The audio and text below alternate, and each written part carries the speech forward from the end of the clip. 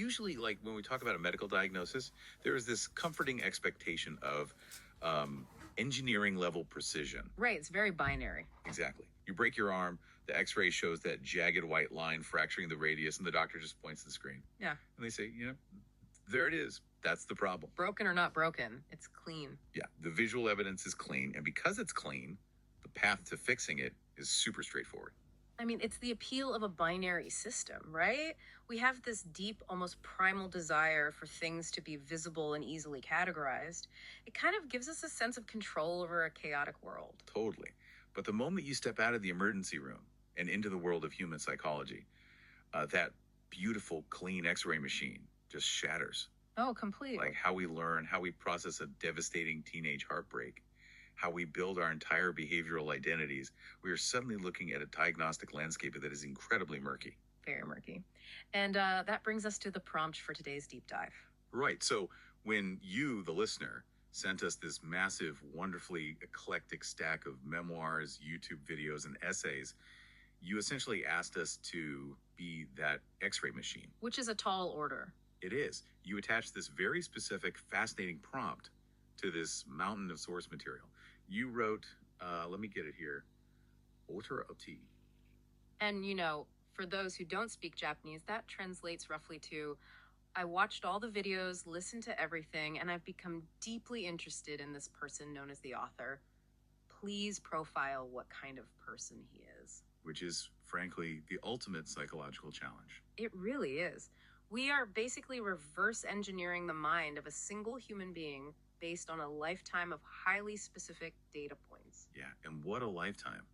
We're profiling a man who somehow managed to defeat a room full of aggressive European corporate executives using only 3 words. 3 words. It's amazing. Right. A man who started a lifelong running habit in the absolute freezing dead of a January winter. And a man who, fed his most painful 50-year-old memories into a modern artificial intelligence program. Just to decode the mechanics of his first love? I mean, who does that? It's wild. But if we pull back and look at the totality of the sources you provided, a central thematic paradox really emerges here. Yeah, we're looking at a master of what we might call pragmatic rebellion. Pragmatic rebellion, I like that. Because this is a mind forged in the deeply orthodox, rigid crucible of Showa-era Japan. I mean, that was an environment that demanded absolute conformity, right? Obedience to top-down authority. It's totally rigid. Yet, instead of being crushed by that rigidity or, blindly adopting it, this author developed an incredibly flexible, inductive, and empathetic behavioral framework. Okay, let's unpack this. Because to figure out how this man operates today, like how he commands boardrooms or manipulates his own physical habits, we have to look at the childhood that forged his greatest psychological allergy. Right, his allergy to rules. Exactly. He developed a visceral, lifelong aversion to top-down rules. And to understand why, we have to look at the intense, incredibly contrasting educational environments provided by his parents. Let's start with the father, because this is where the trauma of what we call the deductive method really sets in. Deductive method, yeah. The sources detail how the father's approach to parenting, and specifically early education, was practically forensic. Forensic is a great word for it. He was a tax official by trade, right? Yeah, a tax official. Which is a profession entirely built on merciless scrutiny, finding errors, enforcing strict compliance to complex codes. And he took that exact same professional methodology and just applied it to his 6-year-old son's intellectual development. Which sounds like a nightmare. As soon as the author entered elementary school, the father took total authoritarian control over his Japanese language arts education. He didn't just sit on the edge of the bed and read fun, engaging stories to foster a love of narrative. No. Instead, he forced this young, developing boy to memorize formal, dense dictionary definitions of vocabulary words. At 6 or 7 years old. Right. If the boy was reading a book, the father would interrupt him and demand that he verbally explain the exact underlying themes before the story was even finished. Which is just a fundamental misunderstanding of how a child's brain acquires language and meaning. How so? Well, when a 7-year-old naturally hesitates, because, abstract thematic synthesis is neurologically way beyond their developmental stage, the father wouldn't offer guidance. He would just escalate, right? Exactly. He would scream, "What do you have a mouth for? Speak properly." Oh, man. I want to pause on the biological reality of that moment. Because if I'm 7 years old and a towering authority figure is screaming at me to produce a complex academic insight. I mean, I physically don't have the architecture to produce that. No, of course not. So my brain isn't processing language anymore, is it? It's processing a threat. Yeah, your brain is initiating a full amygdala hijack. Amygdala hijack. Right. The amygdala is the brain's fear center. And when it senses a severe threat, it completely overrides the prefrontal cortex, which is the area responsible for logic, language processing, creative thought. So learning just stops completely. Literally stops. In cognitive psychology, particularly in language acquisition, we talk about the affective filter. When anxiety is high, this filter just slams shut. The affective filter. So the kid is just trying to survive. Exactly. The child is no longer trying to learn how to express himself. He is solely calculating the exact sequence of behaviors required to survive the immediate hostility. The cognitive load becomes entirely focused on self-preservation. And this dynamic really culminates in a memory that the author vividly describes as the bottle cap collection incident. Oh, this story is brutal. It really is. So in post-war Japan, there was this massive playground fad where kids would collect these little metal caps from sake bottles. It was pure, unadulterated kid culture. A fun hobby. Yeah. So for a school observation day, one of those high-pressure days where all the parents stand at the back of the classroom judging the teacher and the students, the young author writes a simple, enthusiastic essay about his sake cap election. Which is an organic expression of a child's interest. But the father intervenes. He decides the essay needs to be edited to reflect a higher intellectual standard. Right. He forces the boy to sit at a desk and rewrite this short piece over and over again. The father is basically demanding that the child's phrasing match his own rigid adult standards of what constitutes respectable prose. It's like handing a child a complex architectural blueprint for a suspension bridge and then demanding they pass a theoretical physics test before they are allowed to play with a set of wooden blocks. That is a perfect analogy. That's exactly what deductive learning feels like. You start with the grand, abstract rule, the blueprint, and you force the learner to apply it downward. It completely ignores the experiential process of discovery. And the father takes this to a deeply manipulative extreme at the end of the essay. He actually hands the young author a piece of paper with a fabricated, highly specific concluding sentence. And he forces him to copy it. Do we know what the sentence was? Yeah, it was something along the lines of, "My mother says she doesn't know what's fun about it, but I guess she just doesn't know what's actually fun." Wow, the psychological violence of that specific sentence cannot be overstated. Why do you say that? Because it is just dripping with a patronizing adult cynicism. Right. And the author specifically notes in his memoir that he would never, ever speak about his mother that way. Like, it felt like a total betrayal of his own voice and his relationship with her. But he was trapped. He had to stand up in front of his peers, his teacher, and this whole wall of visiting parents and read this falsified, ventriloquist dummy script out loud as if it were his own genuine thought. That is a textbook example of identity foreclosure forced by an external authority. Identity foreclosure. Yeah, it happens when a role or a highly specific persona is imposed on an individual before they've had the chance to really explore and develop their own authentic voice. So the father just erased his voice. Completely erased the child's raw experience just to perform for the other parents. And the author openly admits this single humiliating incident destroyed his natural love for reading and writing for decades. I mean, I totally understand the trauma there, but let me play devil's advocate for a second. Looking at the highly competitive environment of post-war Japan, where, economic survival was tied directly to rigorous academic achievement, Sure. couldn't a strict parent argue that rote memorization is just a harsh necessity? Like, learning thousands of complex Japanese kanji characters doesn't exactly feel like a creative endeavor. It feels like it requires a strict deductive blueprint. Right. Well, it's a very common defense of authoritarian education, but it conflates the necessity of hard work with the necessity of fear. Okay, unpack that. Yes, mastering kanji requires immense repetition and discipline, absolutely. But when you mandate perfect output through fear, you are building a really fragile, brittle system. Brittle because they're just scared. Exactly. The child isn't internalizing the structure of the language, they are just memorizing the escape route from punishment. And the moment the external threat of the father is removed, the motivation to learn collapses entirely. Which brings us to the profound contrast of his mother. She provided the antidote to that brittleness. She really did. By his own account, she wasn't highly educated in a formal academic sense. But what she lacked in pedagogical training, she made up for with this innate, brilliant grasp of inductive learning. So if the father was the top-down blueprint, The mother was the bottle up pile of wooden blocks. I love that because inductive learning is rooted in gathering raw data points through experience and just allowing the patterns to reveal themselves naturally. You don't start with the rule, you start with the play. Right. And the author describes how she loved the physical act of writing. Not formal, structured essays for an audience, but just the pure joy of moving a pen. Right. She would write these beautiful flowing letters on the margins of old newspapers or the blank backs of advertising flyers. And she didn't sit him down and lecture him on proper stroke order or grammatical syntax, did she? Not at all. She simply modeled the joy of expression in her daily environment. She was normalizing the behavior without attaching a performance metric to it. Yes. And her approach to math is even more fascinating.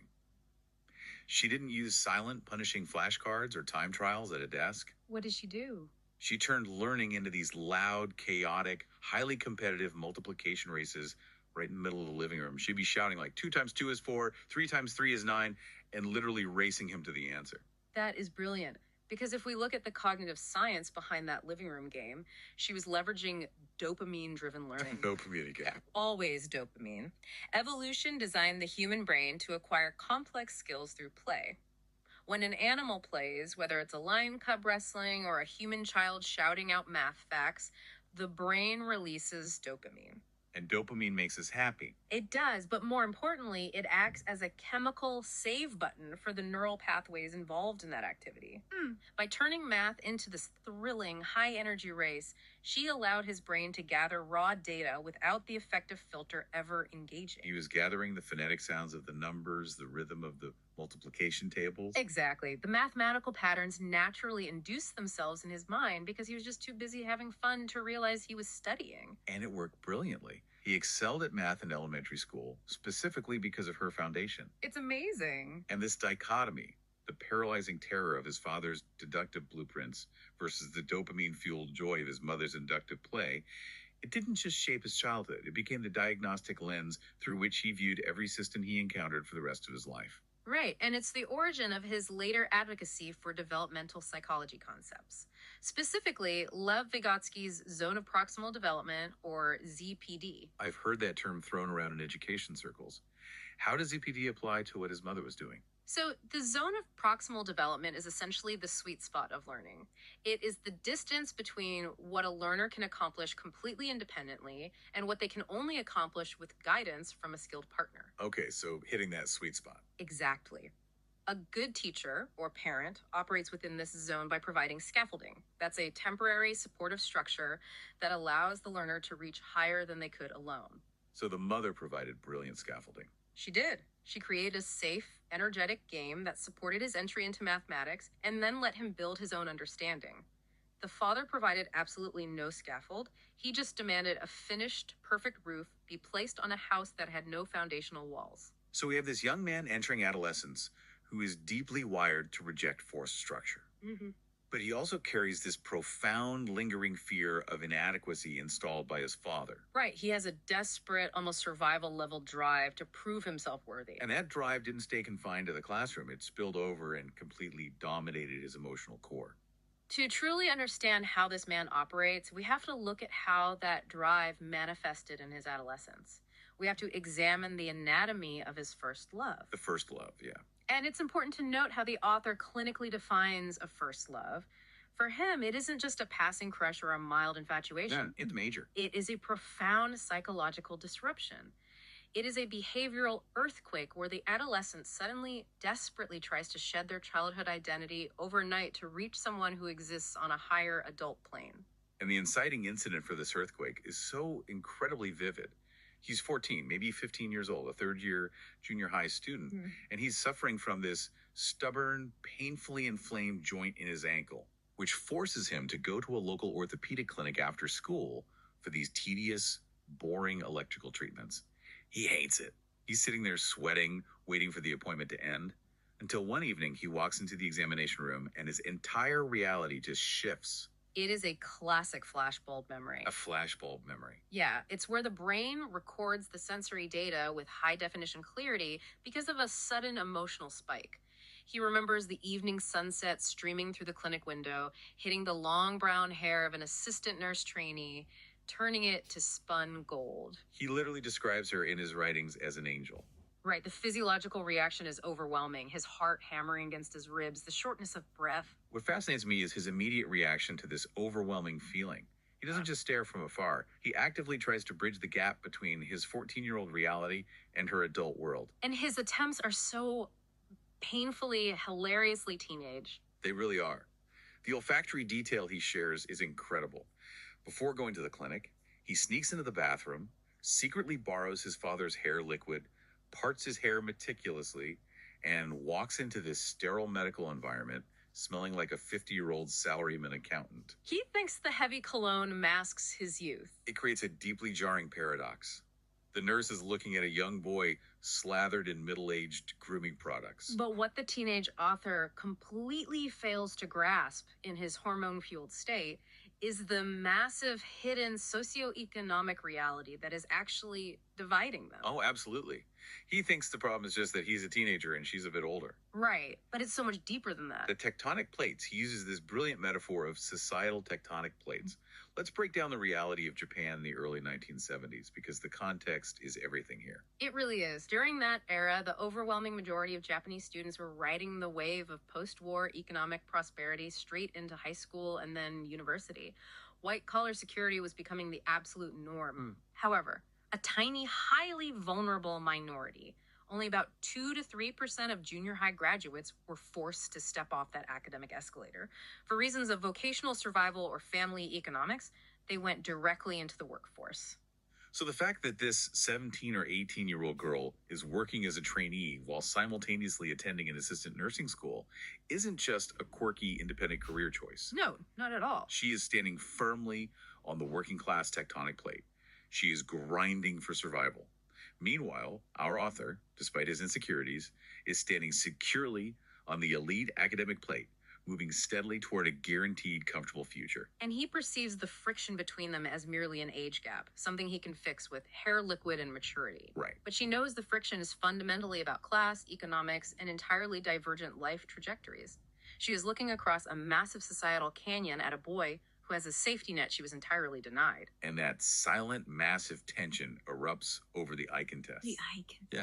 The Eichen is a highly rigorous, multi-tiered English proficiency exam in Japan. The author is terrified of taking the level 2 exam, which is basically calibrated for high school graduates. He's only in junior high. So he's intimidated.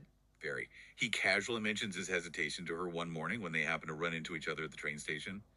He's probably looking for a sweet, coddling pep talk. But she doesn't coddle him. She looks at him and delivers one blunt, surgically precise sentence. She says, "You won't pass if you don't take it." That single sentence becomes his absolute prime directive.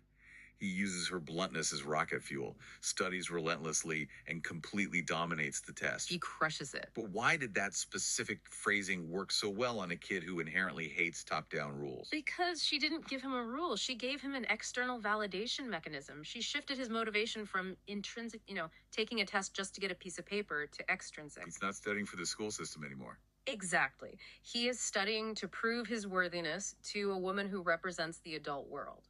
It's an emotional form of the scaffolding we discussed earlier. He uses her blunt challenge to build his own confidence architecture. But time and distance do what they always do. He graduates junior high, goes to a high school with a grueling daily commute, his inflamed ankle finally heals, and the daily proximity to the clinics vanishes. The physical connection is gone. Yeah. For 3 entire years, they barely speak.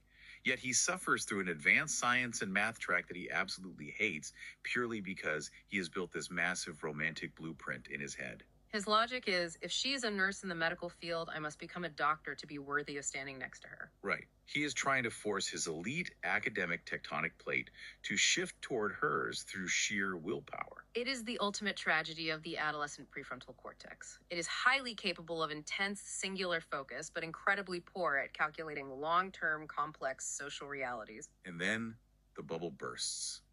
After 3 years of near silence, she calls him out of the blue. He is a deeply stressed high school senior, prepping for the most crucial university entrance exams of his life. High stakes. Very. They agree to meet at a coffee shop in Shinjuku. The atmosphere in his writing is incredibly thick. She slides 2 photographs of herself across the table and drops the anvil. She is getting married. And we really need to pay close attention to how she delivers this information. The author, reeling from the shock, forces himself to ask what kind of man her fiance is. And what does she say? She tells him he is like Eikichi Yazawa. Man, that name is a cultural loaded weapon. For those who don't know, Aikichi Yazawa is the ultimate symbol of rough, charismatic Japanese working class rock and roll rebellion. The ultimate bad boy. Exactly. He is the hypermasculine, leather jacket wearing, anti establishment titan of the 1970s. By invoking Yazawa specifically, she establishes an impossible, immovable benchmark. She creates a contrast so stark between the rebellious, working class rock star and the studious, elite schoolboy sitting across from her that she completely amputates any argument the author might attempt to make. Wow. You cannot ask a woman to cancel her wedding to wait for you when she is marrying a cultural titan of rebellion. It shuts down the negotiation instantly, and then she adds the final devastating sentence. If you had been a college student when we met, things would have been different. He swallows the agony. Mm. The very next day, he goes out and buys Yazawa's autobiography, desperately looking for answers. He clings to a specific quote from the rock star. First love is fine as it is. It's better not to end up together. He internalizes that completely. Yes. And for 50 years, the author carries this narrative. For half a century, he believes he was just a pathetic, rejected teenage boy with an embarrassing, unrequited crush on a sophisticated woman who was way out of his league. But this is where the story takes a wildly modern, absolute paradigm shift. Tell us about the AI. The author, now in his 60s, takes all of these retrospective essays, these thousands of words, detailing every memory, every saved letter, every nuanced interaction from that time, and he feeds them into an artificial intelligence program. It's just so sci-fi. I love it. He prompts the AI to provide an objective, emotionless, psychological analysis of his own history. And the machine completely shatters his 50-year-old reality. The AI processes the sentiment analysis, the behavioral patterns, the subtext of the Shinjuku meeting, and it concludes it wasn't unrequited at all. She was actually deeply in love with him the entire time. When the AI strips away his deeply ingrained teenage insecurity and looks objectively at the syntax of her final words, if you had been a college student when we met, things would have been different. It categorizes that not as a gentle letdown, but as a raw confession of mutual love. A confession, wow. The structural analysis of her phrasing indicates she was basically saying, our emotional connection is entirely real and valid. The only thing separating us is the cruel mechanics of class and time. If we had met on equal societal footing, I would have chosen you. Okay, I have to push back here. I read this part of the source material, and my immediate thought was, isn't it entirely possible that a 60-something man is just using a language model to validate a comforting fantasy? That's a fair question. Right. I mean, it protects his ego significantly to believe she loved me too much to be with me, so she sacrificed our love, rather than facing the simpler, harsher truth of she just wanted a tough rock star boyfriend and wasn't into me. It is a highly necessary skepticism. Confirmation bias is a massive risk when dealing with AI analysis. However, behavioral psychology defends the AI's conclusion based on the raw behavioral data points, specifically regarding efficiency. What do you mean by efficiency? People do not keep the letters of an annoying, unwanted neighborhood kid for 3 years. They certainly do not initiate a formal, in-person closure meeting in Shinjuku for someone they view as a mere pest. That's true. The AI concluded that her actions, arranging the meeting, preparing the photographs, carefully constructing the Yazawa barricade, were highly inefficient and unnecessarily complex if her goal was simply to discard him. Those actions only make logical sense if her goal was to safely and permanently dismantle a deep mutual attachment without causing destructive fallout. So the AI is saying she recognized that if she entertained a relationship with him, she would anchor him to her working class reality. She knew the societal gravity of her tectonic plate would drag him down and derail his elite academic future. Exactly. She actively played the villain. She orchestrated the breakup to protect his future from colliding with hers. Yes. And this brings us to a vital psychological heuristic first proposed by Nobel laureate Daniel Kahneman, the peak end rule. The peak end rule. Human beings do not judge an experience based on the total average of every minute of the experience. We judge it based almost entirely on its peak emotional moment and how it ends. By ending the relationship cleanly, decisively, and at a moment of incredibly high emotional resonance in that coffee shop, She prevented any decay. Because if they had tried to date, it would have been a disaster. A total disaster. They would have argued over money. He would have faced immense pressure from his rigid father. They would have watched the romance slowly, agonizingly crumble under the massive societal pressure of their mismatched classes. Right.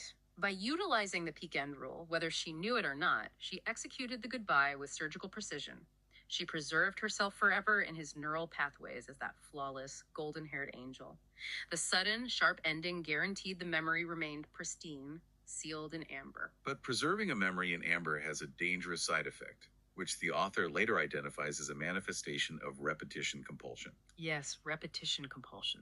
Years later, as a fully formed corporate adult, he finds himself manufacturing what he calls a 3-second love with an older female coworker. This coworker is unhappy. She is explicitly asking him to rescue her from a bad relationship. The opportunity is right there. Exactly. The physical proximity is there. The mutual attraction is undeniable. For exactly 3 seconds, time stops, the tension peaks, and they are completely, undeniably in love. And what does he do? He opens his mouth, looks at her, and says, "No, we can't do this." He slams the door shut on a viable relationship. Why? He held all the cards this time. There was no societal canyon, no Yazawa barrier. He could have just been happy. Because the assistant nurse didn't just break his heart. She created his subconscious baseline definition of what profound love is supposed to feel like. Oh, wow. To him, true love is inextricably linked to the tragic, noble sacrifice of walking away. A messy, real-world, functional relationship with an office coworker violates the pristine, tragic blueprint the nurse gave him. He purposefully rejected the coworker in order to preserve the perfect friction of the unrequited model. It's like an emotional phantom limb.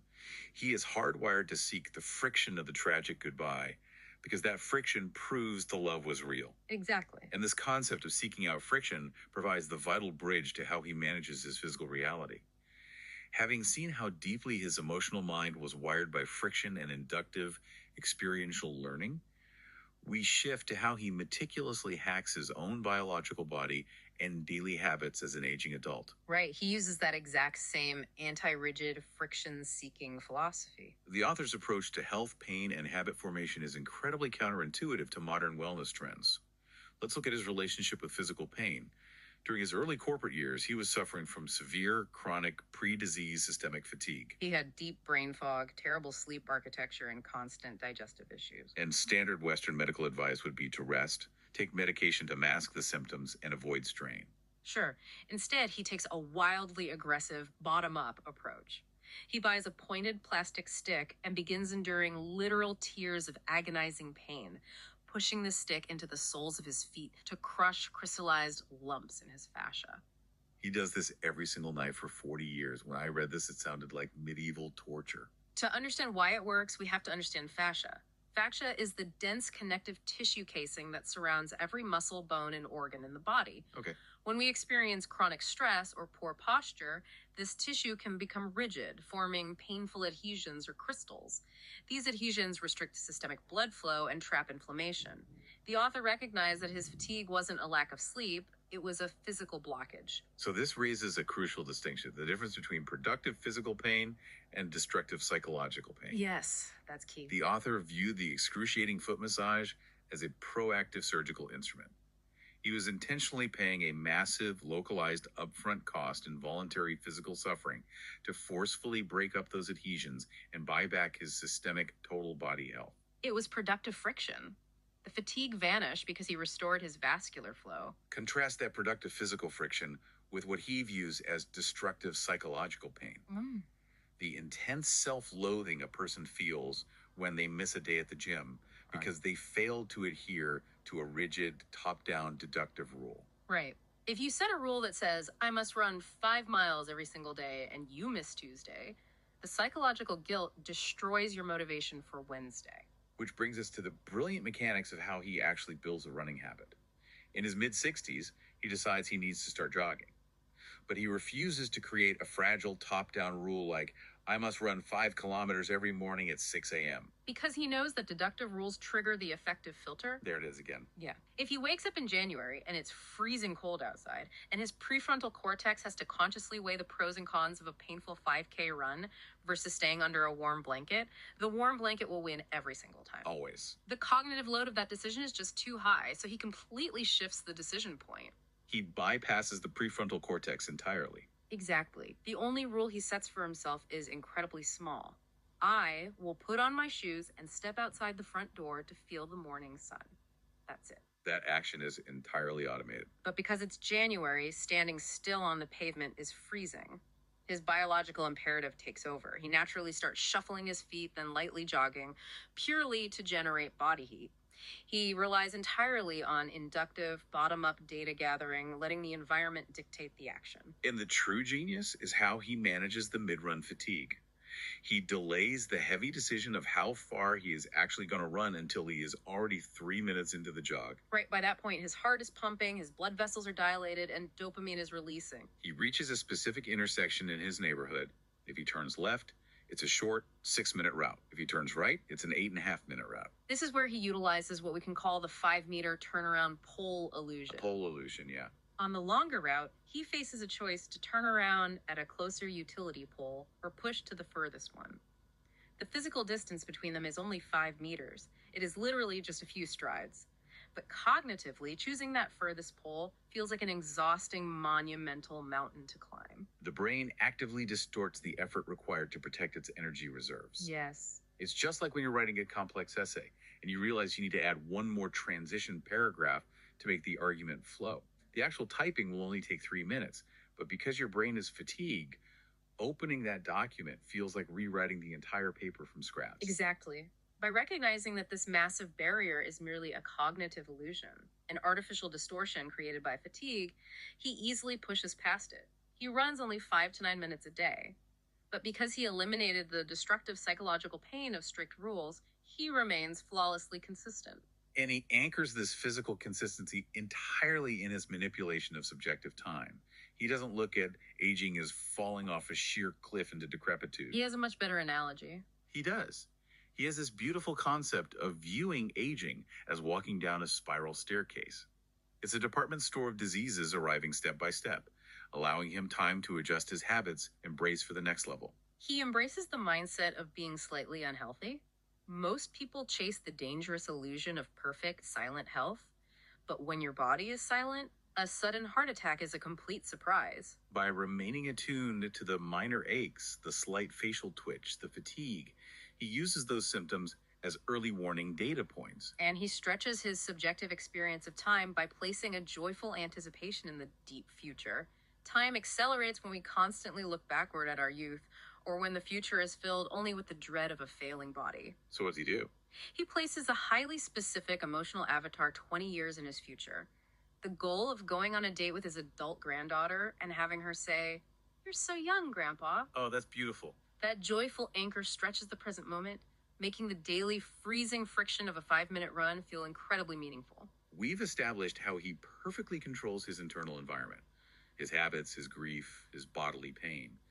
But the critical question is, how does this highly inductive habit hacking profile apply to the external world? How does he operate out there? Yeah. How does a man who is deeply allergic to rigid rules operate in high stakes, rigidly structured corporate environments? This brings us to his path to English fluency and ultimately corporate authority.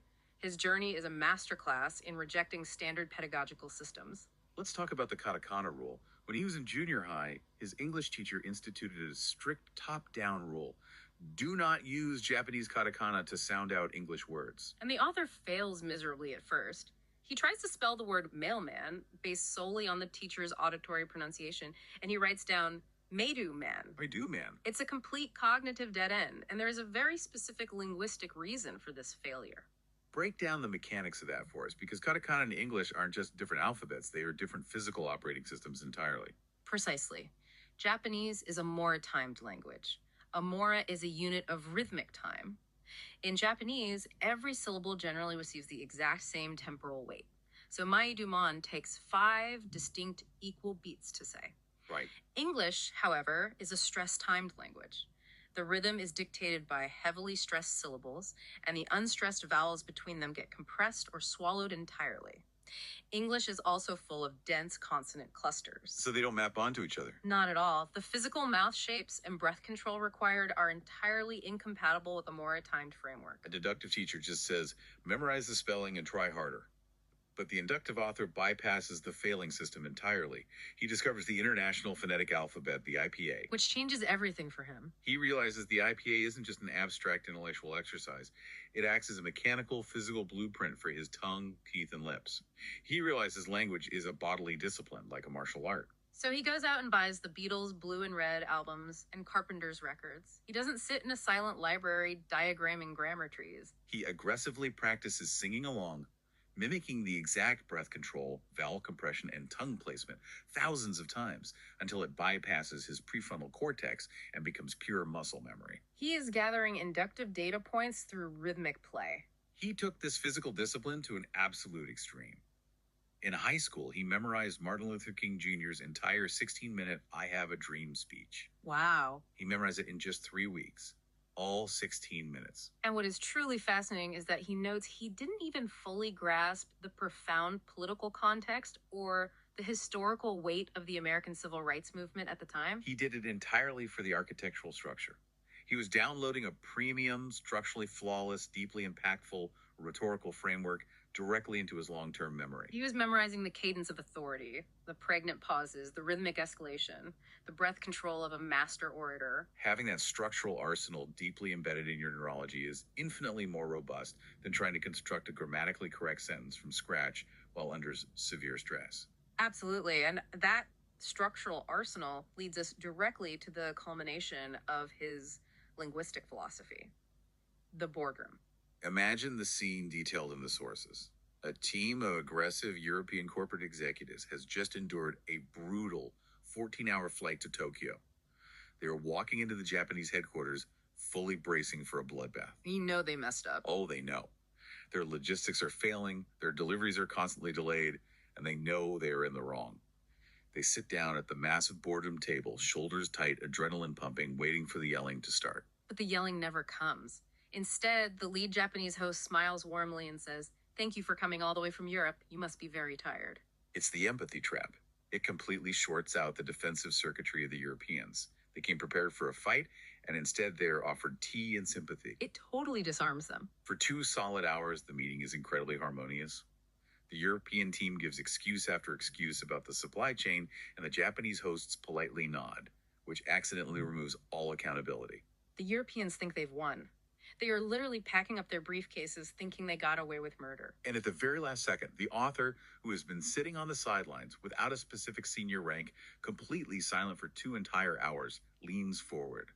He looks directly into the eyes of the lead European VP and drops 3 devastating words in English. Walk the talk. Damn. The atmosphere in the room completely fractures. The comfortable illusion of politeness shatters instantly. The European VP is stunned into silence, immediately drops the excuses, and promises to fix the logistics by the end of the quarter.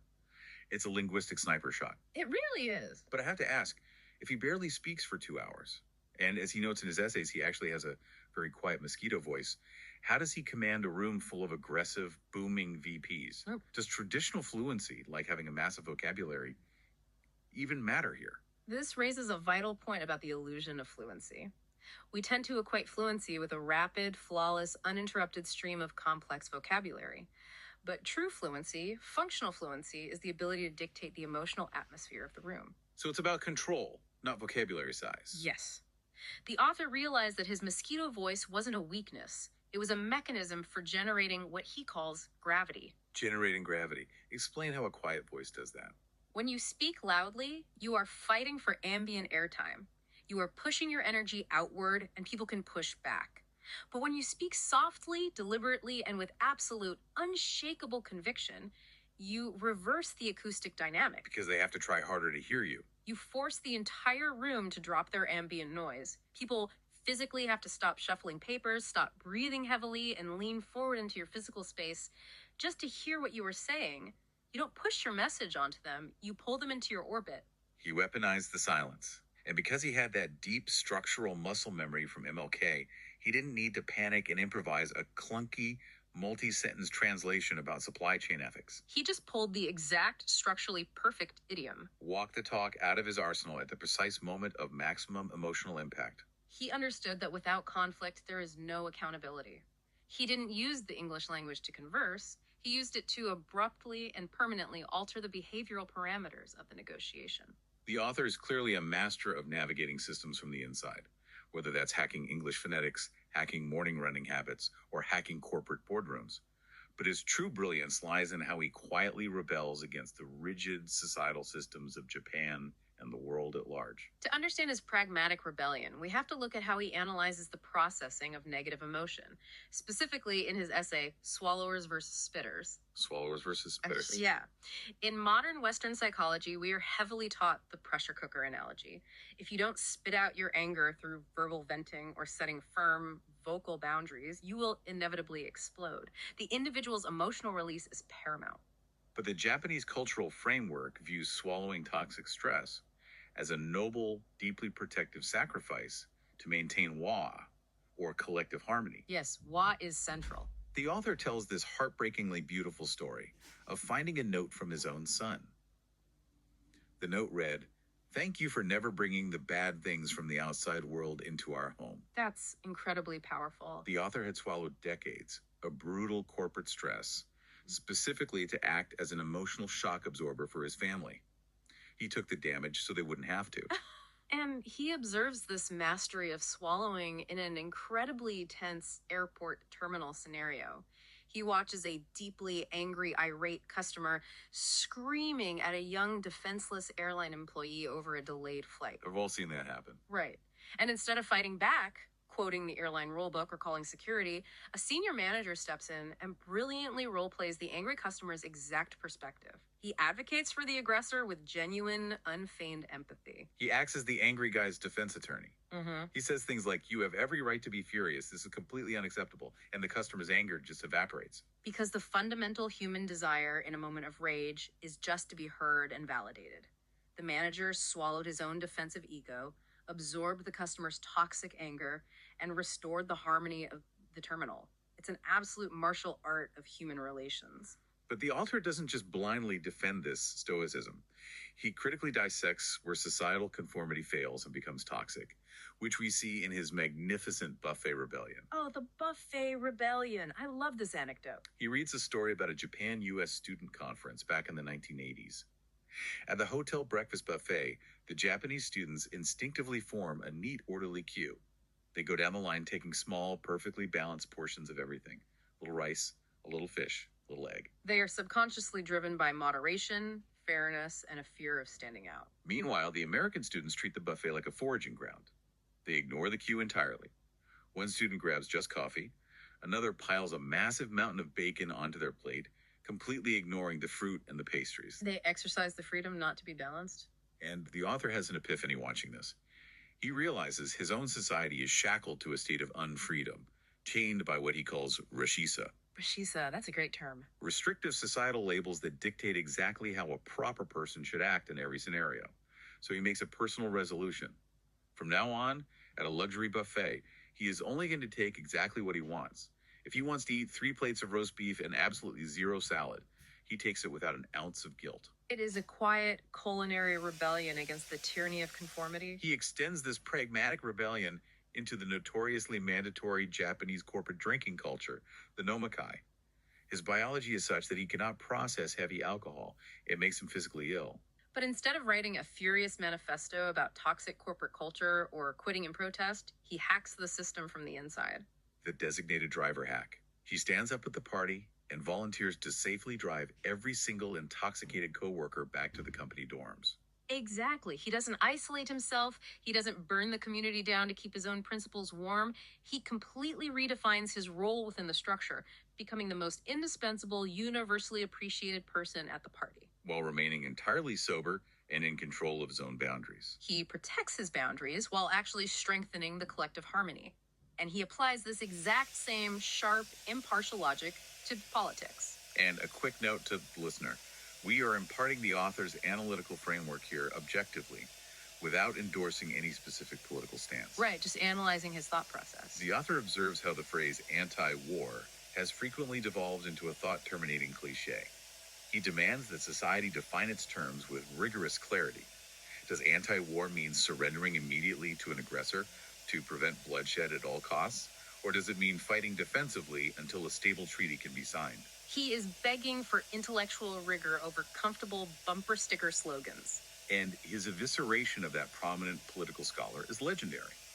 The scholar wrote an op-ed furiously demanding that young people who voted for the conservative ruling party take responsibility for their terrible mistake. But in the exact same article, the scholar fondly reminisces about his own youth, freely admitting he was a passionate, radical communist before he grew older, experienced the real world, and changed his mind.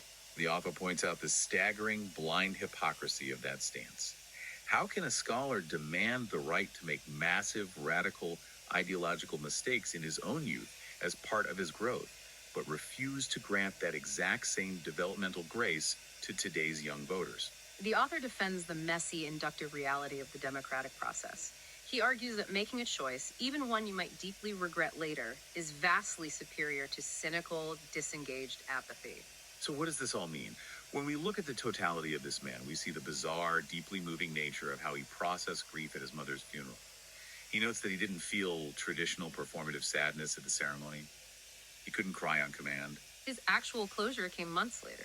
He was standing alone in his kitchen, pouring cheap sweet beans directly from the plastic bag into his mouth in a messy, unrefined, completely improper way.